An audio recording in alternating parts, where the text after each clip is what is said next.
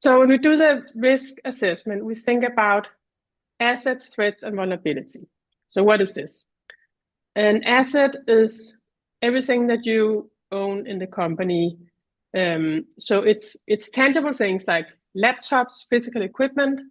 It's your data, and it's also intangible things you want to protect, like know-how that people have in their heads, or the brand reputation of the company. Your those are some good examples of intangible assets. And then it's everything, your systems, and your physical equipment. So all of these are assets.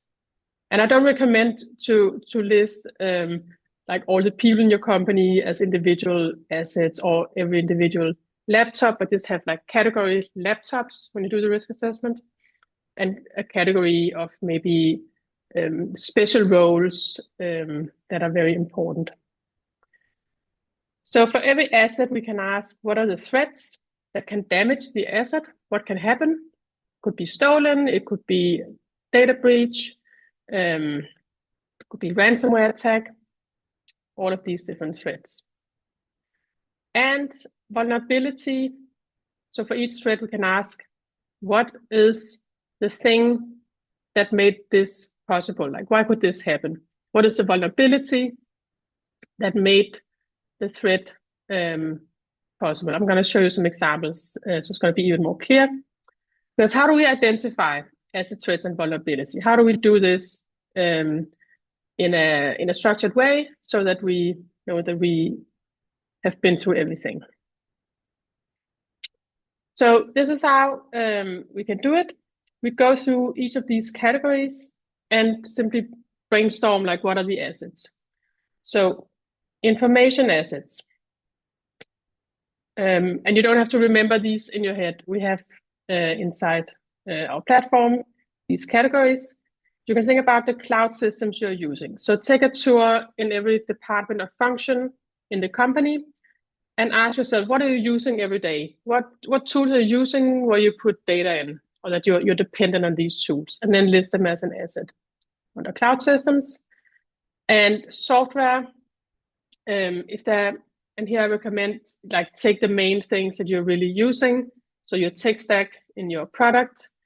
So let's say you're using Python or JavaScript, then you put that in.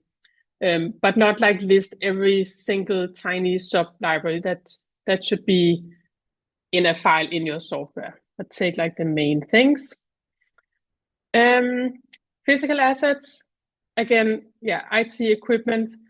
So in this category, you can put laptops, if you have company phones, if you have your own server, that kind of stuff. Yes, equipment, that could be a printer, that could be a network in the office. And then service providers. What are some service providers that you are dependent on and that might have some of your data or handle some of your data? So here we're not thinking like Microsoft as a service provider. That's a cloud system typically. But it could be a service provider could be someone who helps you with your, let's say, your finances. Or it could be that you have outsourced your IT management. Then that's a service provider. And then intangible assets like brand reputation or critical functions, also called the buzz factor. If we have one person who is the only one with access to certain things or very deep knowledge about something no one else knows, then we can ask ourselves, if this person suddenly was hit by a bus, would we be in big trouble?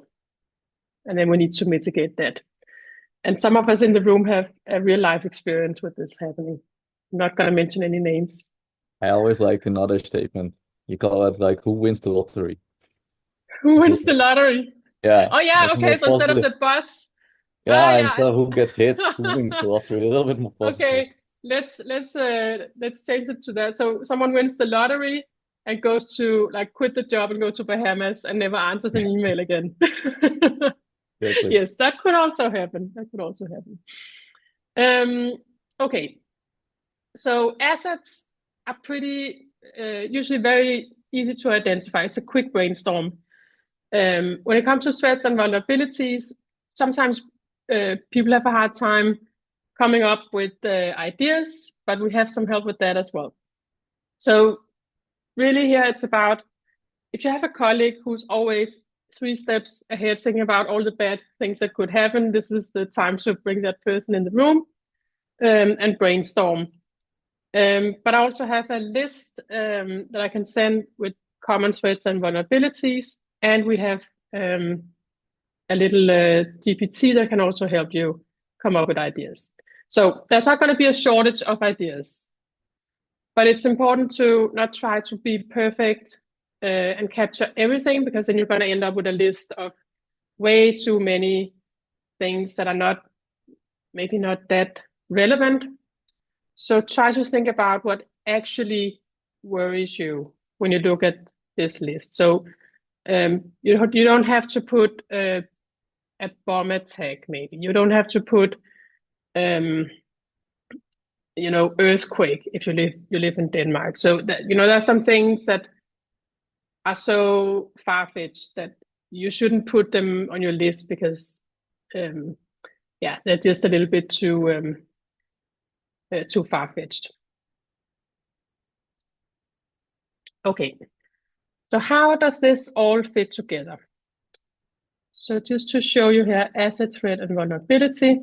So as an example, one asset, a laptop, can have multiple threats. So here we have, for example, it could be stolen, some impersonation, someone logging into the laptop. It could get a malware, or it could get a malfunction, it stopped working. Or it could be abused, privileged. And so these are the threats. So remember, this is why we ask, what could happen to this asset? All of these things could happen. And then we ask, vulnerability, why could it happen? What made it more likely that this could happen? Well, theft could be we left unattended device. So we left it alone we went to a party and left it unattended in a room with the jackets, and someone stole it. Or we left it at a cafe table and went to the toilet, unattended device, someone stole it. The impersonation, it could be that we have a weak password or even no password, or maybe we left our screen open in the cafe and someone quickly took it and changed the password, and now they have not only our device, but they also have access to everything inside. So you see, you can have multiple vulnerability for one threat. And then, so this is the ISO controls here in the example. If you're doing DSEAL, it's called the DSEAL criteria. But basically, all the controls and all the criteria in DSEAL, they are here to mitigate risk, you can say. So you can even think of, okay, when we do user endpoint device control, it's actually helping us with, so it goes on here with weak passwords. And it's securing offices and rooms, helps us with unattended device, and so on. So this is how everything fits together. So you're gonna see when you go through the criteria and DSEAL and you implement them, they're also gonna help with a lot of these vulnerabilities and help your risks go away. So sometimes when you fill out the risk assessment, you might see that the treatment is really a control that you are already working with. Okay. So once we have identified these rows of asset, threat, vulnerability, we're going to score them on 2 scales: the impact and the likelihood. And if you've done anything, this is a very common way of doing it. Also for project management, if you do a little risk assessment, it's a very common way. And we have a scale of 4, and that's because if you do scale of uneven number, that's not recommended because people tend to then choose the middle one. So it's very much on purpose that we don't have a middle value. And so 4 is a good scale in my experience. And then we ask for the impact. It's connected to, we are thinking about the impact on the business. So how bad is it going to be for our company if this risk is going to happen? So 1 is almost no impact. 2, some financial or reputation impact. And 3 could be financial impact comparable to losing a client. And 4, it's actually threatening the existence of the business. And similarly, 1 to 4, we score the likelihood. And here it's a frequency, like how often might this happen? And 1 means we're almost certain that it will not happen within a 5-year period. And 2, almost certain it will not happen within 1 year. So, for example, if you've never seen it happen before, maybe you score it here. 3 is something we think it might happen within a year. It could actually happen. And 4 is we're actually certain it will happen. So it's something you almost know it will happen. So then you score them like this, and then we just multiply them. And here we have colors. And this is, so the green means this is an okay risk, we can accept it. Yellow means we need to plan and do something about it. It's a medium type risk. So we need to put in our plan, we need to have a deadline and how we're gonna mitigate this. And the red ones are really high risk. We need to address them immediately and before we have an audit for sure.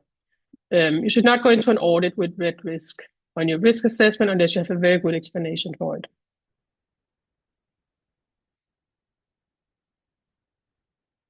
Okay. So then you have all your risk and you have colors, and then you can go into the treatment phase, or planning the treatment rather.